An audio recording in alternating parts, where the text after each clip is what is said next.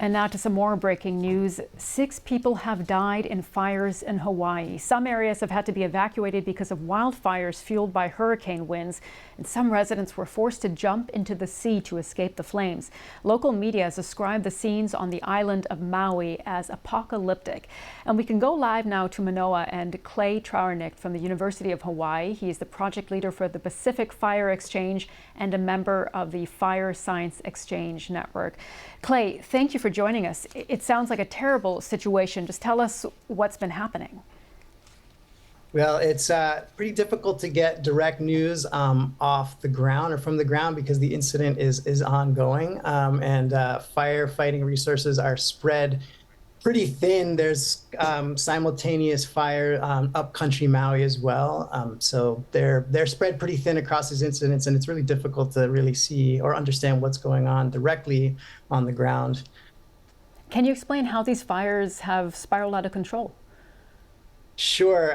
Well, we're sort of seeing the worst case scenario in terms of the short-term weather event that we're experiencing right now. So it is true, we're experiencing high winds and very low relative humidity as the storm passes to the south of the island. So it's kind of drawing in moisture from the air and creating these really high and gusty winds.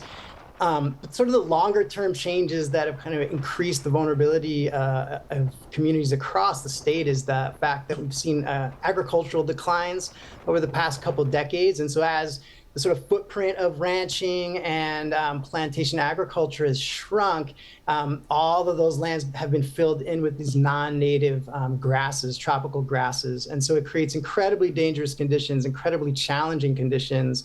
And it's something that we need to be investing in as far as taking actions to reduce that risk. In other words, things that are within our control, but it takes preparedness before these events occur. As you've been speaking, Clay, we're looking at some images right now of a press conference taking place in Hawaii. Authorities there addressing what is happening. We mentioned 6 people have died, also that people have had to jump into the sea to avoid the flames. What are authorities trying to do at this moment to get the situation under control, rather, and make sure people are safe? Yeah, well, I mean, obviously the priority is human lives first, and then infrastructure. And I think the difference what we're seeing in this fire is the fact that it kind of jumped from these vegetated areas, all the brush around the town, into the town. And once that transitions to houses on fire and structures burning, it's incredibly difficult to suppress.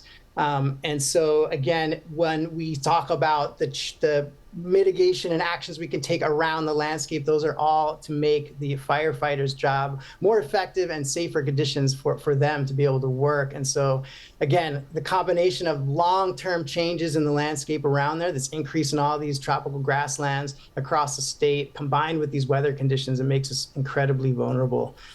And Clay, last question. How about the area where you are? Are you concerned that you could also see similar wildfires? Yeah, we're watching. So again, this problem is pretty persistent across the state. We've got about 1 million acres statewide of these sort of tropical savannas, for more or less, and as I said, it's the change around the communities that we've experienced in the past couple of decades that create very, very dangerous conditions, high vulnerability and sensitivity to the sort of alignment of fire weather that we're seeing today.